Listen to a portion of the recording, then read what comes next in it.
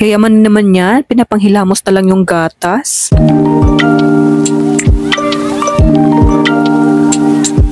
Hi gang, and welcome back to my YouTube channel. And for today's video, meron naman akong bagong i-share sa inyo na product. At itong product na to ay last month lang siya lumabas. Parang last week ata sa March, ino-launch itong product na to. Pero bago ko syempre i-share sa inyo, sa mga baguhan dito sa aking channel, ako nga pala ang inyong Ate Tin at welcome sa aking YouTube channel. Gumagawa pala ako dito ng mga product reviews, nag-share din ako ng mga product na ginamit ko at naghiyang or hindi naghiyang sa akin. Sinasabi ko rin talaga kung naghiyang sila or hindi sa akin. At sa mga nakasubaybay na sa akin, welcome sa aking YouTube channel. Pasensya nyo na medyo naging busy ang ate nyo. Matagal tayo nakapag-upload kaagad kasi medyo naging busy talaga ako sa ibang app, sa Black app. Palagi ako doon nagla-live. Kaya dito hindi ako gaano nakakagawa kasi pagkatapos ko mag-live, ayun, pagod na yung tita nyo. Pahinga na kaagad. Pero ayun, ang dami ko ng chika. Ngayon, isi-share ko na sa inyo kung ano ang product na ipapakita ko sa inyo ngayon. So, ito na siya mga ging, etong Koujik. Ayan, napakaganda ng packaging, diba? At affordable nyo lang itong mabibili. Yung ganito kalaki na pack, mabibili nyo lang siya sa halagang 159 pesos. At yung laman nito, meron na siyang 4 na pack na sabon. So, ito, open ko lang siya para makita natin yung laman ng ating, ating pouch. Ayan siya. Meron siyang kasama na fishnet. Ayan, libre na yan siya. Then, meron tayong sabon na ganito kalalaki. Ayan, sabon yung ating isi-share ngayon sa inyo. At siya, review natin itong product na to. So, ayan, 4 ang laman nito. Wait lang. Ayan, 4 yung laman dito sa isang box na to. Then, mabibili na siya sa halagang 159 pesos. Kaya ko din i-share ito at kaya bumili talaga ako nitong product na to. Hindi siya sponsored ha. Binili ko talaga to. Ilalagay natin dito yung yung resibo ko na binili ko talaga itong Koujik na sabon. Kaya ako bumili to kasi nga meron nga siyang niacinamide na ingredients. Then, nakakatulong din siya mag-exfoliate, cleansing, then intense whitening din itong product na to. Then, marami din kasi akong dark spots. Kaya kailangan talagang ma-erase yung ating mga dark spots. Kaya bumili talaga ako nito. Kasi alam niyo naman yung Koujik na maganda talaga siya sa ating pagpapaputi, pag-exfoliate ng ating balat. Ayan, maganda talaga yung Koujik. Kasi ako talaga, Koujik user talaga ako. Pero ito ang ganda niya kasi nga meron siyang twist. Ayan, Koujik itong i-review natin ngayon. So, ayun, ang dami ko ng chika. So, isa-isahin natin kung ano ba ang meron dito sa Koujik. Ito kasing Koujik mga ging, ayan, meron tayong sabon nito. E, di ba naman tayo, kung kayo, palagi talaga kayong gumagamit ng Koujik. Alam nyo talaga yung mga hinaing natin sa mga Koujik user na pag gumagamit talaga tayo ng Koujik is mahapdi talaga siya sa mukha. Lalong-lalo kung matagal natin siyang mababad. Diba? Kasi ako, pag matagal ko talagang nababat yung Koujik na ginagamit ko, is dito is sumasakit na siya ng hahapdi. Yung mga dito ko ng hahapdi na siya. Pero hindi ko talaga mapigilan na hindi gumamit ng Koujik kasi nga, yun talaga yung naghiyang sa balat ko. Plus, marami nga akong dark spot. Gusto ko nga talaga silang mawala. Kasi nakakatulong talaga yung Koujik sa akin para mag-lighten yung balat ko, para din mag-lighten yung mga pimple marks, lalong-lalo sa face ko. So, ngayon nag-lighten na sila. At ito, meron na akong nakita na bagong product. Itong Koujik, gusto ko siyang matry kasi nga, na siya. Ang kiniklaim kasi ng product na to is hindi ka na makaka-feel ng hapde sa mukha mo kasi nga meron na siyang cow's milk. Meron na siyang gatas na kasama. At alam naman natin na yung gatas is nakaka-moisturize talaga siya ng balat. Then, nakakalambot din siya ng ating balat. So, perfect talaga ito yung Koujik plus cow's milk na pinagsama. O, diba, napakagaling nang nakaisip nitong product na to. Pero, syempre, hindi pa natin alam kung maganda ba talaga yung effect niya. Kasi, syempre, hindi ko pa naman din siya natatry. At ito, shinare ko lang sa inyo na, ayan, meron bagong release. At, syempre, i-update ko rin kayo sa mangyayari sa atin kung gagamitin na natin itong sabon na to. At yung niacinamide. At alam niyo naman yung niacinamide is nakakatulong din talaga siya para din talaga mapalighten yung ating mga pimple marks, dark spot, yung dark areas, nakakatulong talaga siya. Then nakalagay din dito na siya, intense whitening. So, titignan natin kung puputi ba talaga or magla-lighten ba yung ating balat. Ako kasi hindi naman ako nagpapaputi. Ang goal ko na lang talaga is matanggal yung mga dark spot ko, dark marks. Yun lang talaga yung gusto kong mag-lighten sila. Then, meron siyang dito, infused with cow's milk and Koujik dipalmitate. So, ang ginamit pala dito ay Koujik dipalmitate. Yun po yung ginagamit nila. Then, sa likod naman niya, napaka-cute lang ng packaging. Ayan yung packaging niya. Then, sa likod nakalagay din dito yung kanyang ingredients. Then, nakalagay din dito kung sino yung yung nag-manufacture. Then, ang maganda pala dito kasi na siya, cruelty-free na itong product na to. Then, meron siyang GMP certified din siya. Bago ko pala ito i-share sa inyo ngayon, search ko talaga muna kung FDA approved itong product na to. At ito, ilalagay ko dito sa screen na FDA approved itong product na to. Kaya safe natin siyang gamitin. So, ngayon, samahan nyo ako.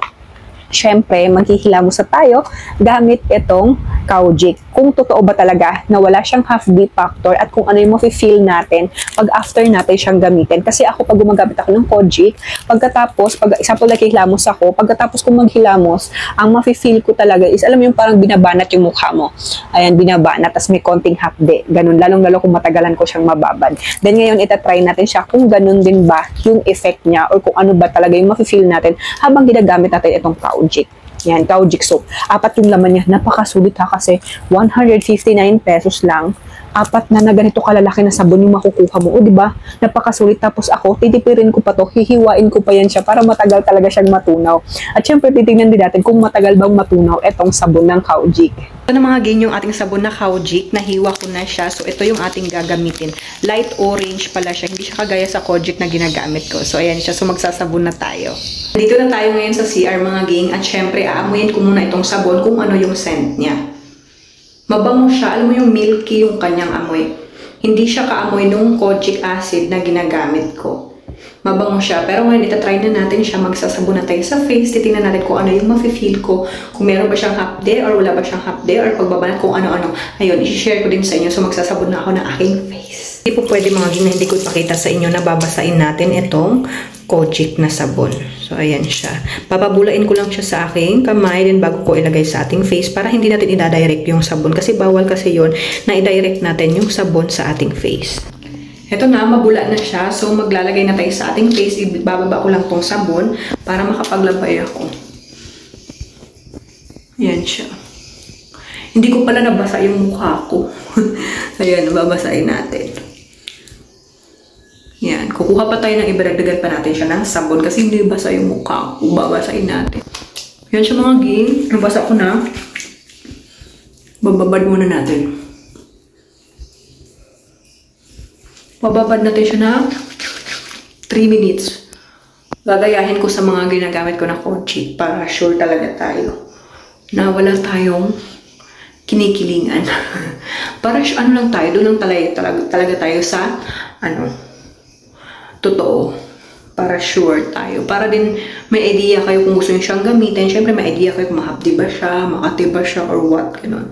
So, ayan, parang naka 3 minutes naman na ata tayo. So, natin, babanlawan ko na tong face ko. Pero yung lip tint ko in fairness. Siya mga gang, nakapaghilamos na ako. Hindi ko pa talaga siya pinunasan. Para makita ninyo, no? Naghilamos tayo nung, Kojic. Pupunasan ko lang muna siya para makita nyo na wala na tayong, wala na tayong ilagay sa ating face. So, ayan. Malinis na yung mukha natin. Pero pang mga basa-basang konti, ayusin ko lang siya. Ayan. Hindi ako nakapagsabon sa may leeg ko kasi nga meron akong microphone. So, ang sinabunan ko lang talaga is itong itong face lang natin. So, ayan siya. Ayan.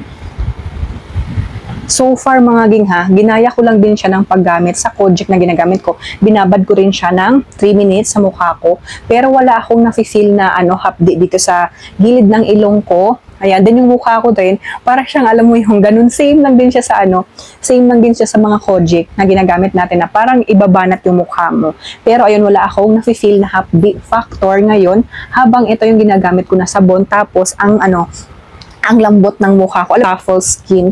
Ayan, ganun yung nafe-feel ko sa mukha ko. Napakalambot niya. Pero wag niyong ugaliin ang paghawak ng wag nating palaging hawakan yung ating face para hindi tayo magkaroon ng mga pimples. Ayan. Kasi syempre madumi talaga yung kamay natin. Kaya wag niyong ugaliin maghawak. Kung niyo akong gayahin. Ako hinahawakan ko lang siya ngayon. Kasi syempre para ma-explain ko sa inyo kung ano yung nafe-feel ko.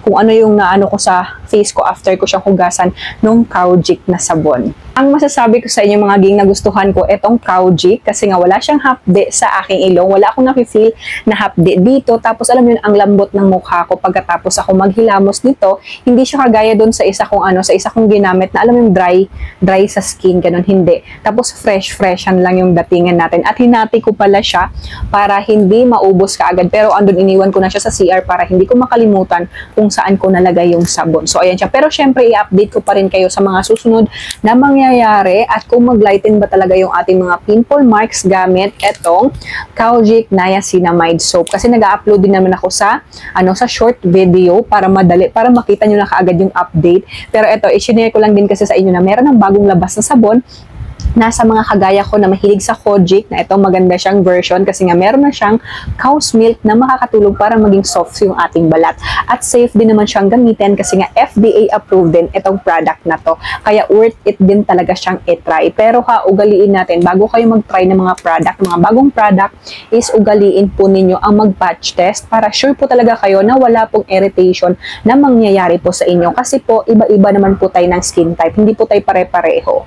Kaya kung nag-effect man sa akin or sa inyo, hindi po siya nag-effect, ayan, hindi po tayo kasi pareho ng body type. Iba-iba po tayo. Body type natin, skin type, iba-iba po tayo. Kung hindi siya nag-effect sa akin tapos hiyang sa inyo, edi mas maganda, diba? Ganun. Kaya, yun nga, iba-iba po tayo. Kaya talaga po sinasabi na iba-iba tayo ng skin type, body type, kaya iba-iba yung effect sa atin ng product. Pero ayun lang, ugaliin nyo talaga ang mag-patch test para sure tayo na walang irritation, walang allergy na mangyayari po sa balat ninyo pag meron kayong ginagamit ng mga bagong product. At kung gusto nyo pala itong i-try mga gang, maglalagay na lang ako ng link sa baba kung saan siya mabibili para makapag-order kayo kaagad at para dun talaga kayo makabili sa legit na nagbebenta nitong Kojic. So ayun lang ang video natin ngayon, pero syempre abangan nyo, mag-update pa rin ako sa paggamit ko ng Kojic Niacinamide Soap kasi syempre gusto ko talaga na updated kayo sa paggamit natin doon at para naman aware din kayo kung ano yung mangyayari sa ating face. Ganun. So ayun lang, thank you pala sa pagsama sa aking video at sana sa susunod ko na video, sumama pa rin kayo sa akin at supportahan nyo ako. Pero huwag nyo kalimutan mag-comment kayo kung ano yung gusto nyo ipa-review natin na product kasi tinitingnan pa rin yan araw-araw yung mga comment ninyo. Nagre-reply din ako sa mga comment kung merong questions. Kaya mag-comment lang kayo kung may mga katanungan kayo, meron kayong gusto ipa-review sa atin ng mga product, mga bagong product, or kahit lumang product yan.